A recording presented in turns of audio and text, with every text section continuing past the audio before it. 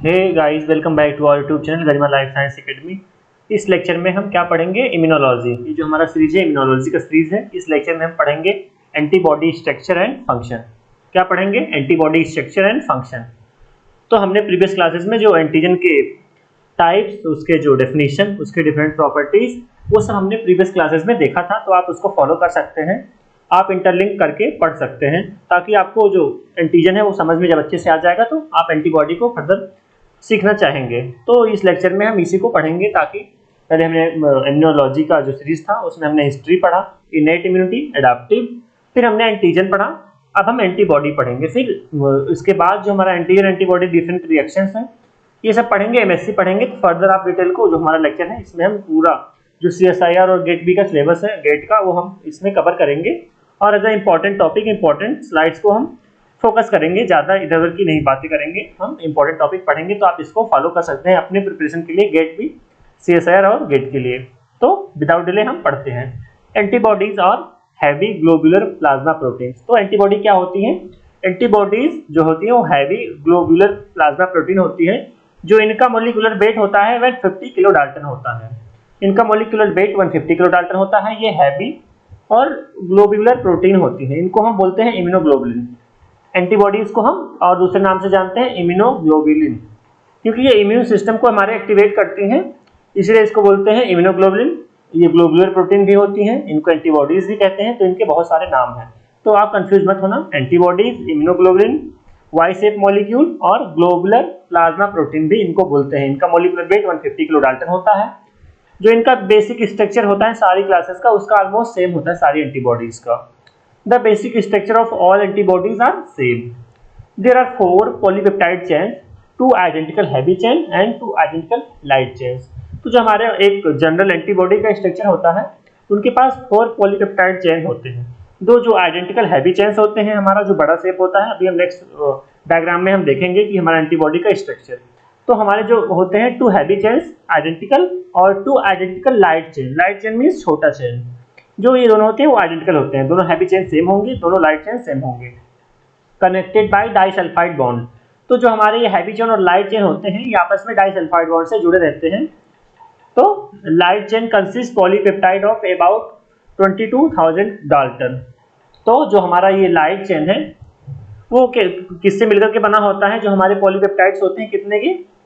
22,000 Dalton. तो जो हमारा लाइट चेन का मॉलिक्यूलर वेट होता है अप्रॉक्सीमेटली 22,000 डाल्टन, और जो हमारा हैवी चेन होता है वो लार्जर होता है, और उसका जो मॉलिक्यूलर वेट होता है अराउंड 50,000 डाल्टन होता है।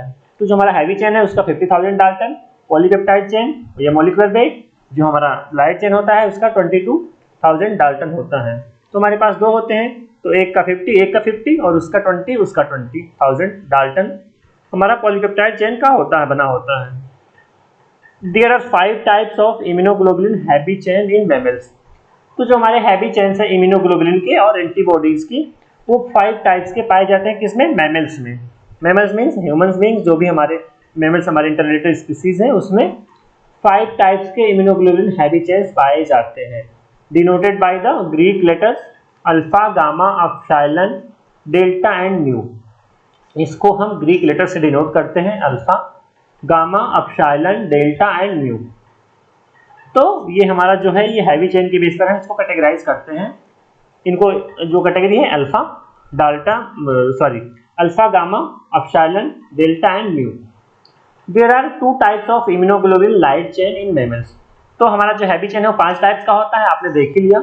जो हमारा लाइट चेन होता है वो 2 टाइप्स का होता है मैमल्स में, which are called lambda and kappa. तो जो हमारे दोनों लाइट चेन्स होते हैं वो उसको क्या नाम देते हैं? Lambda and kappa light chain. तो आपको समझ में आया होगा हैवी चेन्स 5 टाइप्स के, अल्फा, गामा, बीटा, गामा। इसका जो वो है फॉर्मूला है वो गमदे है, गमदे। तो अभी हम नेक्स्ट में देखेंगे इसका फॉर्मूला। अभी तो ये हमारा जो हमारा ये टाइप्स है वो ग्रीक लेटर्स के में है। अल्फा मीन्स IgA, जो गामा है IgD, एप्सिलॉन IgE, और जो गामा जो है वो G, और जो जो डेल्टा है वो D, और जो म्यू है वो M। तो ऐसे ही हमारा क्लासिफिकेशन है IgA, D, IgG, IgE, IgM। तो ये 5 क्लासेस हैं हमारे। N antibody is made up of a variable region and constant region. तो जो हमारा एंटीबॉडी होता है मॉलिक्यूल, वो किससे किससे मिलकर बना होता है? Variable region and constant region. तो वेरिएबल रीजन एक होता है, constant region. And the region that changes to various structures depending on differences in antigen is called the variable region. तो जो हमारा स्ट्रक्चर एंटीबॉडी में पाया जाता है, जो एंटीजन के मतलब डिफरेंसेस पे कि एंटीजन के शेप्स के अकॉर्डिंग वो अपने स्ट्रक्चर को चेंज करता है, उसको बोलते हैं वेरिएबल रीजन। तो variable as a name suggest, variable means depending on differences antigen they can change their structure. तो जो वेरिएबल रीजन है वो एंटीजन के अकॉर्डिंग अपना स्ट्रक्चर चेंज करता है, इसलिए उसको बोलते हैं variable region. And the region that has constant structure is called constant region. तो जो हमारा कांस्टेंट रीजन होता है उसका जो स्ट्रक्चर है कांस्टेंट होता है, मीन चेंज नहीं होता है एंटीजन के शेप के अकॉर्डिंग। तो ये हमारा वो कांस्टेंट रीजन और वेरिएबल रीजन, ये दोनों मिलाकर के एंटीबॉडी का स्ट्रक्चर बनाते हैं। तो हमने इस स्लाइड में क्या क्या देखा? एंटीबॉडी जो है वो ग्लोबुलर प्लाज्मा प्रोटीन होती हैं, उनको हम इम्यूनोग्लोबुलिन भी बोलते हैं। उनका मॉलिक्यूलर वेट 150 किलो डाल्टन होता है। इसके पास two identical heavy chains and 2 identical light chains पाए जाते हैं, जो आपस में डाइसल्फाइड बॉन्ड से जुड़े रहते हैं। जो लाइट चेन है उसका जो मॉलिक्यूलर वेट है 22,000 किलो डाल्टन, और जो हमारा हैवी चेन है उसका जो मॉलिक्यूलर वेट है वो 50,000 डाल्टन होता है। और इसके 5 जो हमारा 5 टाइप्स होते हैं मैमल्स में हैवी चेन के बेस पर जो इम्यूनोग्लोबुलिन होते हैं। तो कौन कौन से हैं? Alpha, gamma, delta, mu and epsilon. और जो लाइट चेन होते हैं 2 टाइप्स के होते हैं, लैम्डा एंड कप्पा। जो एंटीबॉडी होता है वो तो 2 टाइप्स से मिलकर बना होता है, एक वेरिएबल रीजन एंड एक कांस्टेंट रीजन। वेरिएबल रीजन जो चेंज हो जाता है एंटीजन के स्ट्रक्चर के बेसिस पे, जैसे एंटीजन रहेगा उसके अकॉर्डिंग वो अपना स्ट्रक्चर चेंज करेगा। कांस्टेंट रीजन जो अपना स्ट्रक्चर चेंज ना करे, वो हमेशा कांस्टेंट रहे, तो उसको बोलते हैं कांस्टेंट रीजन। तो आई होप आपको एक बेसिक इम्यूनोग्लोबुलिन, उसके क्लासेस और उसका जो स्ट्रक्चर डेफिनेशन उसको आपको इस स्लाइड में समझ में आया होगा। हम नेक्स्ट स्लाइड में और डिटेल में बात करते हैं। An antibody also known as immunoglobulin is a Y shape structure. जैसा कि हमने प्रीवियस क्लास स्लाइड में बोला कि it is also known as immunoglobulin. Immunoglobulin, तो इम्यूनोग्लोबुलिन क्यों बोलते हैं? इम्यूनो मीन्स जो इम्यून सिस्टम को एक्टिवेट करे, और ग्लोबुलिन मीन्स ग्लोबुलर स्ट्रक्चर और शेप होता है इनका। ये ग्लोबुलर प्रोटीन होती हैं और इम्यून सिस्टम को एक्टिवेट करती हैं, इसको इसलिए हम इसको बोलते हैं immunoglobulin. Is a Y shape structure, जो इनका स्ट्रक्चर होता है वो वाई शेप की तरह होता है, तो इसलिए बोलते हैं Y shape structure, which consists of 4 polypeptide chain, 2 heavy chain and 2 light chains. This structure allow antibody molecules to carry out their dual function. तो जो हमारा है इम्यूनोग्लोबुलिन है वो हैवी चेन और लाइट चेन से मिलकर के बना होता है। तो जो ये स्ट्रक्चर है इनका वाई शेप, ये हमारा डुअल फंक्शन परफॉर्म करने के लिए हेल्प करता है। पहला antigen binding and second biological activity मेडिएशन। जो हमारा एंटीजन मॉलिक्यूल, जो एंटीबॉडी मॉलिक्यूल है वो 2 फंक्शंस परफॉर्म करता है, एक एंटीजन से बाइंड करता है एंड दूसरा जो है वो बायोलॉजिकल एक्टिविटी मीडिएट करता है। बायोलॉजिकल एक्टिविटी में क्या? लाइक इम्यून सिस्टम को एक्टिवेट करेगा, बॉडी को प्रोटेक्ट करेगा from foreign pathogen molecules. Each function is carried out by different parts of antibody. तो जो ये डिफरेंट फंक्शंस परफॉर्म किए जाते हैं उस एंटीबॉडी के डिफरेंट पार्ट्स से परफॉर्म किए जाते हैं। लाइक पहला जो है वो एफएबी फ्रेगमेंट, पहला जो फ्रेगमेंट है वो एफएबी फ्रेगमेंट है, उसको बोलते हैं fragment antigen binding. Fab means fragment antigen binding region. तो ये पहला रीजन है, ये एक हुआ, और दूसरा जो है वो एफसी रीजन। एफसी रीजन को बोलते हैं फ्रेगमेंट क्रिस्टलाइजेबल रीजन। तो 2 रीजन हमने पढ़ा जो डिफरेंट फंक्शन करते हैं, एक एफएबी फ्रेगमेंट ये एंटीजन बाइंडिंग में हेल्प करता है, जो एफसी रीजन है वो बायोलॉजिकल एक्टिविटी को मेडिएट करता है, उसको बोलते हैं fragment crystallizable region. FAB fragment is the region on antibody that binds to antigen.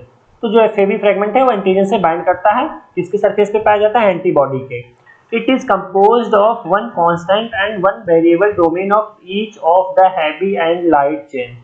तो जो हमारा एफएबी फ्रेगमेंट होता है वो 1 कांस्टेंट एंड 1 वेरिएबल डोमेन का बना होता है, each of heavy and light, means light और हैवी चेन को मिला करके उसके पास 1 constant region and 1 variable region पाए जाते हैं, दोनों के, लाइक हैवी के भी और लाइट चेन के भी, दोनों के पाए जाते हैं। These domains shape the paratope. तो जो ये डोमेन होते हैं एफएबी के, वो पैराटॉप को शेप देते हैं।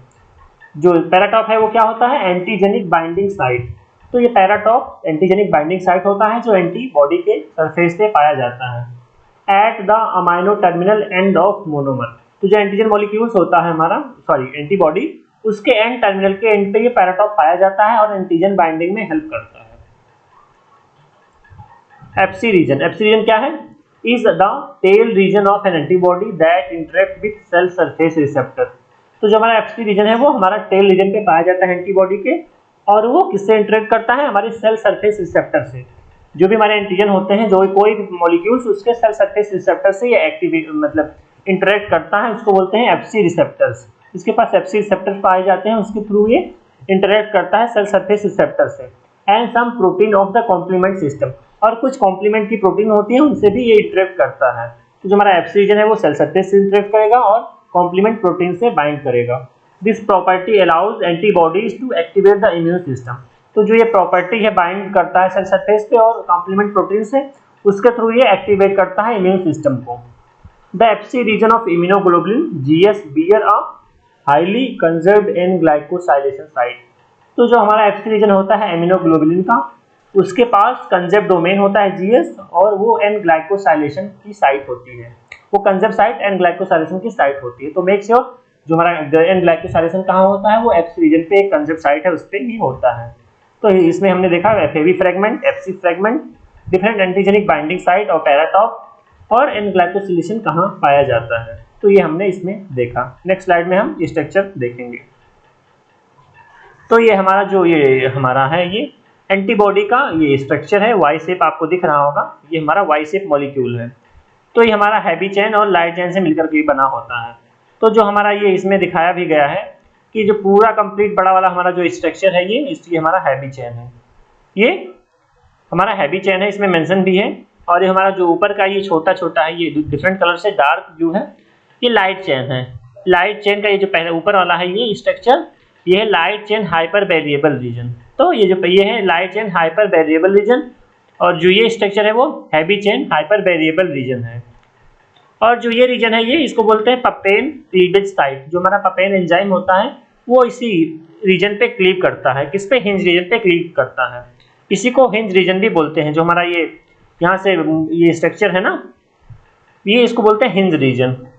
और इधर ये पूरा यहाँ तक, यहाँ से लेकर के यहाँ तक हमारा ये किसको क्या बोलते हैं हम? FAB fragment antigen binding reason.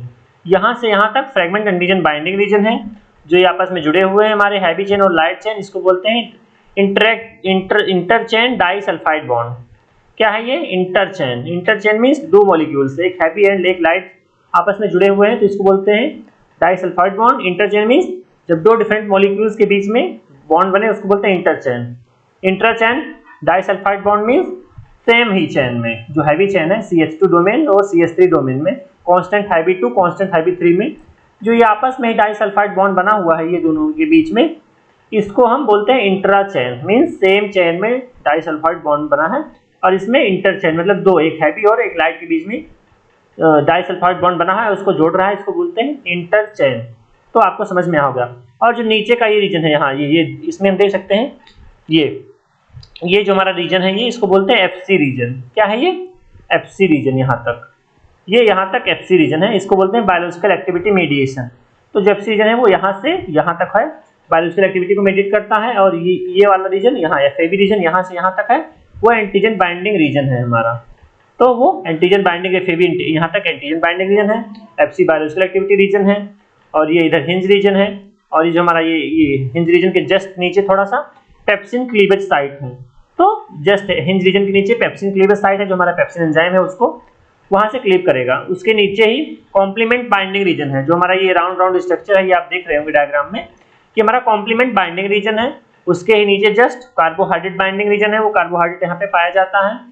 और VL and VH variable region. तो जो हमारा variable light chain, variable heavy chain, वो भी इधर ही पाया जाता है। और जो इसका मतलब वो है full form CL and CH। CL and CH means constant light chain, constant heavy region. ये हमारे हैं जो इसमें हम देख सकते हैं। जो CL है वो क्या है?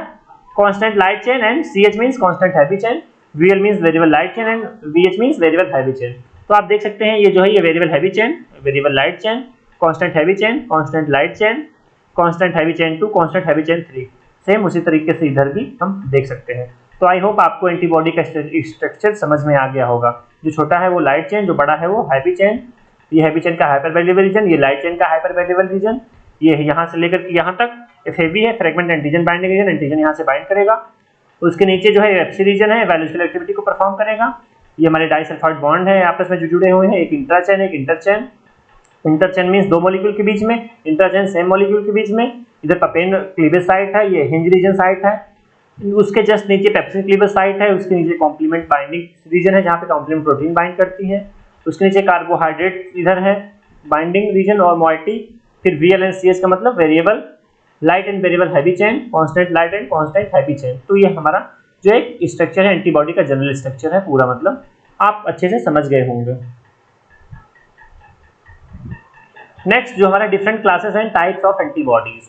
अभी तो हमने जनरल स्ट्रक्चर देखा एंटीबॉडीज का, अब हम देखेंगे डिफरेंट क्लासेस और टाइप्स क्या क्या है एंटीबॉडीज के।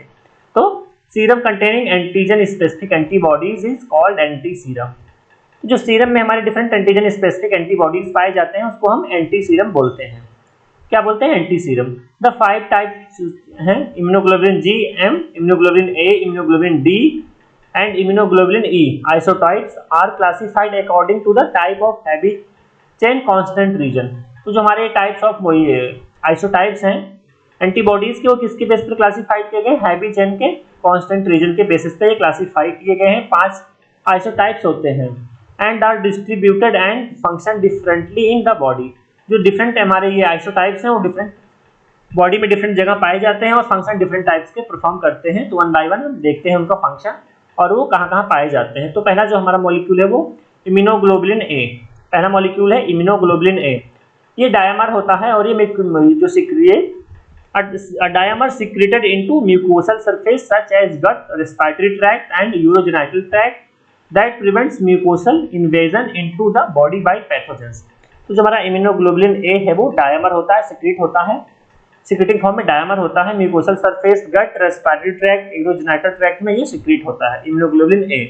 और हमारी बॉडी जो हमारा म्यूकोसल होता है वो म्यूकोसल इन्वेजन को जो पैथोजन होते हैं वो प्रिवेंट करता है, मींस म्यूकस के थ्रू और जो हमारे पैथोजन मतलब इंगल्फ ना कर जाए बॉडी में, उससे ये हमारा प्रिवेंट करता है। तो ये कहाँ कहाँ पाया जाता है? गट, रेस्पिरेटरी ट्रैक्ट, यूरोजेनिटल ट्रैक्ट और म्यूकोसल सरफेस पे पाया जाता है और पैथोजन की एंट्री को मतलब प्रिवेंट करता है। It is the resistant to the proteolytic enzyme found in gastrointestinal mucosa. तो जो हमारा ये है प्रोटियोलिटिक एंजाइम से रेजिस्टेंट होता है कि कौन सा? जो गैस्ट्रोइंटेस्टाइनल म्यूकोसा में पाया जाता है। ऐसी एंटीबॉडीज इम्यूनोग्लोबुलिन A जो म्यूकोसा सरफेस पे पाए जाते हैं, गैस्ट्रोइंटेस्टाइनल म्यूकोसा में पाए जाते हैं, वो प्रोटियोलिटिक एंजाइम से रेजिस्टेंट रहते हैं। तो पहला जो क्लास था वो इम्यूनोग्लोबुलिन A था, ये डायमर होता है, हमने देख लिया। Second class immunoglobulin D। जो D है वो function as a antigen receptor, function mainly as a antigen receptor on B cells. तो जो ये है बी सेल्स के सरफेस पे एज अ एंटीजन रिसेप्टर का काम करता है। That have not been expose to antigen, जो एंटीजन से एक्सपोज नहीं हुआ रहता है। It has been shown to activate basophils and mast cells to produce anti microbial factor.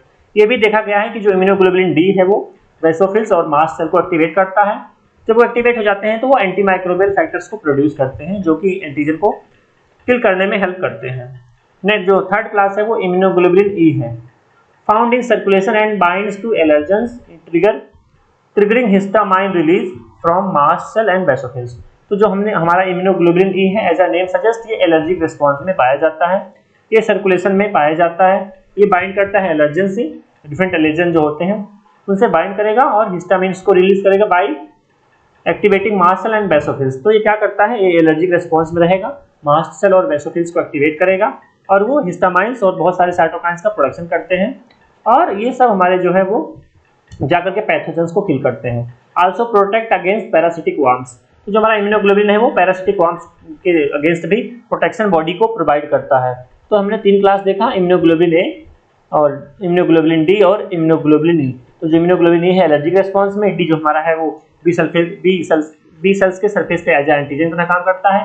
जो इम्यूनोग्लोबुलिन है वो डायमर होता है, वो ब्लड और म्यूकोस सरफेस और जो हमारे टीएस वगैरह हैं कोलोस्ट्रम इसमें सब में ये पाया जाता है और डायमर फॉर्म में पाया जाता है।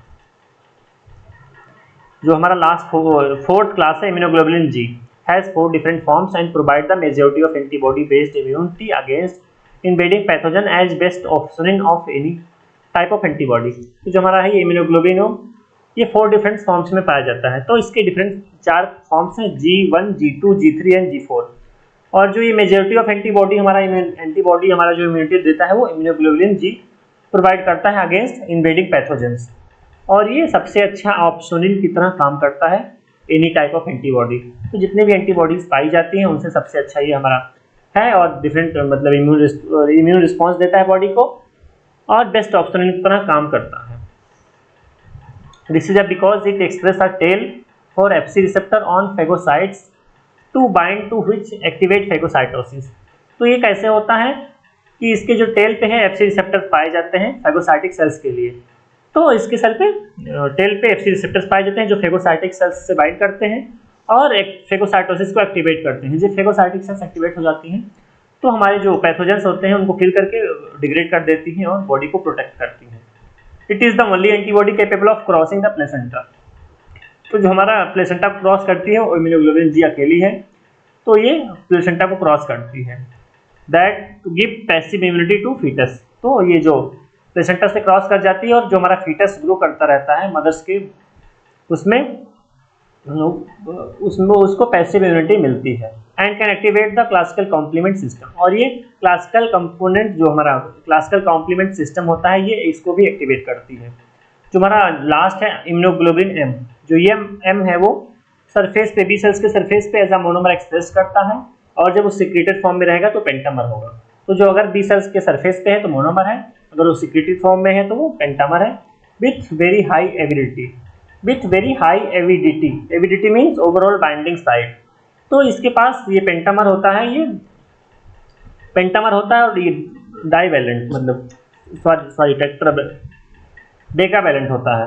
तो ये पेंटामर है, 5 मतलब मर से बना होता है और 10 एपिटॉप से बाइंड कर सकता है। Eliminate pathogens in the early stage of B cell mediated humoral immunity.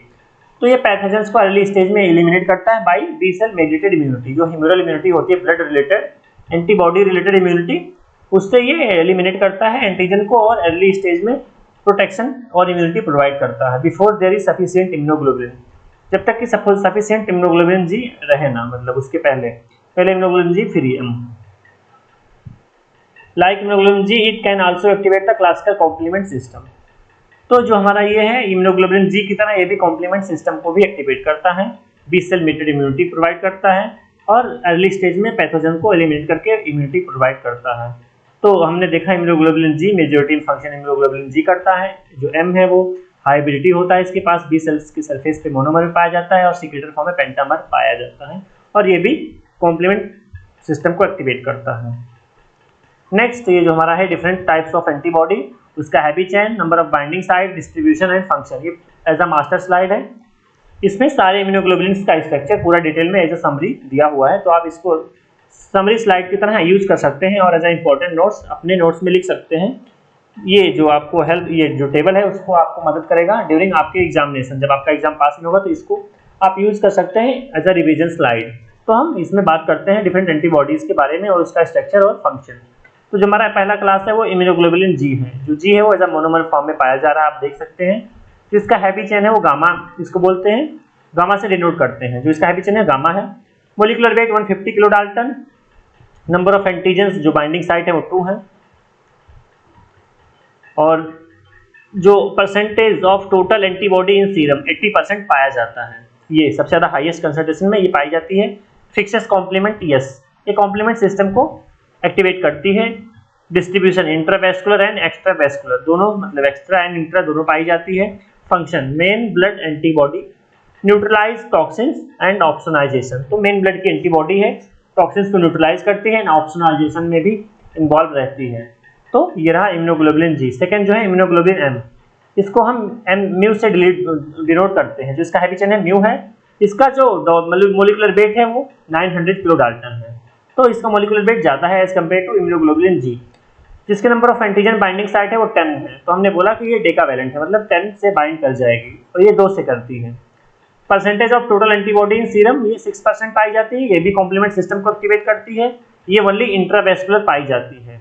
इसका जो फंक्शन है वो क्या करता है, प्राइमरी रिस्पॉन्सेज में रहती है।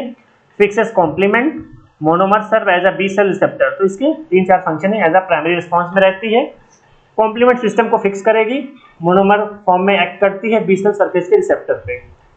तो ये रहा इम्यूनोग्लोबुलिन एम। हमारा थर्ड जो है वो इम्यूनोग्लोबुलिन ए है।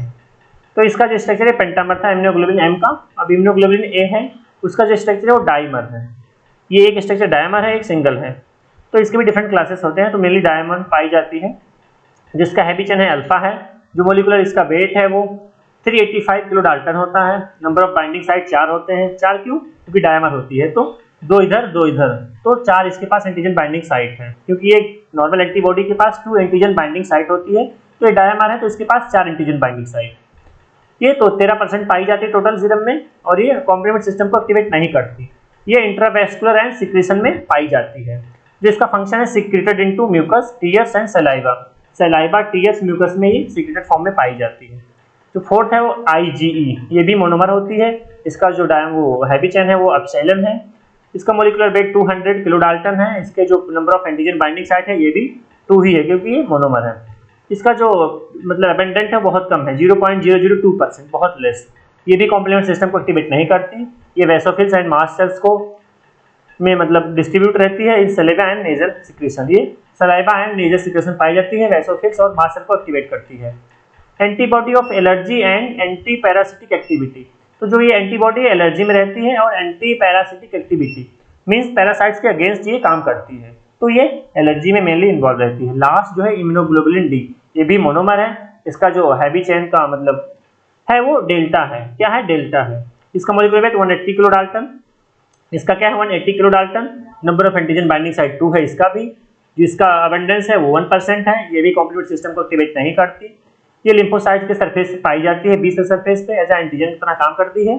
फंक्शन बी सेल रिसेप्टर की तरह काम करती है। तो हमने देखा पांचों क्लास जो उसका है सबका डिस्ट्रीब्यूशन, मोलिकुलर वेट, फंक्शन, तो ये हमने देखा। तो इसका एक फॉर्मूला है, आप इसको याद कर सकते हैं क्योंकि आप बार बार भूल जाते होंगे।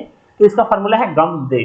गम दे, तो गम दे मीन्स IgG, जी से इम्यूनोग्लोबुलिन जी, ए से इम्यूनोग्लोबुलिन ए, GAM, M से immunoglobulin M, D immunoglobulin D और E से इम्यूनोग्लोबुलिन E।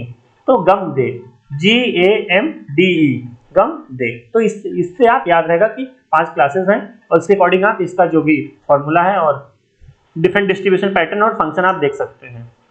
तो जो ओनली इम्यूनोग्लोबुलिन जी और एम है वो कॉम्प्लीमेंट में रहती है, इम्यूनोग्लोबुलिन ए वो सिक्रीशन में रहती है, इम्यूनोग्लोबुलिन ई एलर्जिक में रहती है, और जो डी है वो हमारा बी सेल सरफेस की तरह सेल सरफेस रिसेप्टर पर काम करती है। तो ये सिंपल है, सिंपल फंक्शन है। ये कभी कभी पूछा जाता है गेट में और CSIR नेट में और ICMR में। तो डिफरेंट एग्जाम में नीट वगैरह में भी यहाँ से क्वेश्चन पूछते हैं कि फंक्शन क्या है। प्लेसेंटा कौन क्रॉस करती है? Immunoglobulin G. तो इम्यूनोग्लोबुलिन जी है वो प्लेसेंटा क्रॉस करती है। तो ये सब पूछते हैं, तो आप इसको याद कर सकते हैं और मास्टर स्लाइड की तरह इसको आप सेव कर सकते हैं। तो आई होप ये जो हमारा लेक्चर था एंटीबॉडी का, उसका जो स्ट्रक्चर, फंक्शन और डिफरेंट एंटीबॉडी, उसके डिफरेंट फॉर्म्स, आइसोटाइप्स, ये आपको समझ में आया होगा। और ये पूरा आपको जो इन्फॉर्मेशन इम्यूनोलॉजी और एंटीबॉडी पढ़ करके काफ़ी अच्छा लगा होगा। अगर आपको कोई डाउट, इवन आपको कोई डाउट रह गया है तो आप मतलब कमेंट सेक्शन में हमें बता सकते हैं या पूछ सकते हैं। अगर आपको अच्छा लगा तो आप हमें कमेंट सेक्शन में बता सकते हैं, अपने दोस्तों के साथ शेयर और सब्सक्राइब कर सकते हैं। और इससे हमें थोड़ा मोटिवेशन मिलता है कि मतलब हमने जो मेहनत किया आपको समझ में आया कि नहीं। आप कमेंट सेक्शन में जरूर कमेंट करके बताइए कि आपको अच्छा लगा, समझ में आया कि नहीं, और क्या डाउट है और आप फर्दर क्या पढ़ना चाहते हैं। लाइक एनी कोई टॉपिक और एनी सब्जेक्ट से रिलेटेड टॉपिक आप क्या पढ़ना चाहते हैं हमें कमेंट सेक्शन में बता सकते हैं। तो thank you guys for listening me and watching my lectures. आपके लिए ये वीडियो काफ़ी हेल्पफुल रहेगा। Thank you.